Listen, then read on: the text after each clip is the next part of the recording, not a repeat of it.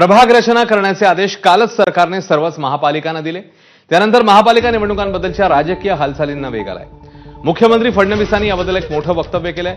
राज्यभरात आम्ही महायुती म्हणूनच लढू, जिथे अगदीच शक्य नसेल तिथे मैत्रीपूर्ण लढत होईल असं फडणवीस म्हणाले। तर शिवसेनेचे मंत्री संजय शिरसाट यांनी देखील हीच भावना बोलून दाखवली आहे। मात्र जितकं दिसतंय तेवढंच सोपं नसणार हे नक्की, कारण स्थानिक निवडणुकांमध्ये तिकिटासाठी अधिक चढावड असते। सर्व वॉर्डात आपला उमेदवार हवा असं प्रत्येक पक्षातल्या कार्यकर्त्यांना वाटत असतं। त्यामुळे महायुती म्हणून लढले तरी जागा वाटप करताना तिन्ही पक्षांची चांगलीच दमछाक होणार एवढं नक्की, असं मत आता तज्ज्ञ व्यक्त करतायत।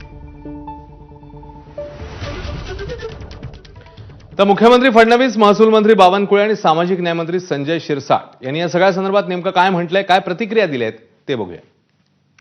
भारतीय जनता पक्षामध्ये अशा प्रकारचा निर्णय करण्याचा अधिकार हा आमचे अध्यक्ष, कार्याध्यक्ष आणि आमचं जे इलेक्शन कमिटी त्यांना आहे। बाकी कोणालाही हा अधिकार नाही।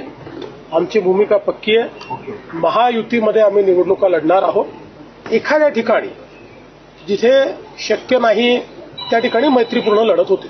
महाराष्ट्रामध्ये संपूर्ण निवडणुका महायुतीसोबत लढणार आहे, 100% सोबत लढणार आहे असेच आदेश आम्ही पक्षाला दिले आमच्या आणि आमच्या खालच्या कार्यकर्त्यांमध्ये दिलेले आहेत। आमच्या कार्यकर्त्यांचं बोलणं सुरू झालं आहे खालच्या लेवलला आणि एखाद्या वेळी एखाद ठिकाणी समजा फारच वाद उत्पन्न झाला तर त्या ठिकाणी मैत्रीपूर्ण लढू, एखाद्या ठिकाणी बाकी सरसकट युती आहे, महायुती आहे, कुठलाही त्या ठिकाणी संभ्रम बाळगायची गरज नाही। यावर आता आणखी कोणतीही चर्चा झालेली नाही। आम्ही महायुती म्हणून लढण्याची आमची सगळ्यांची मानसिकता आहे।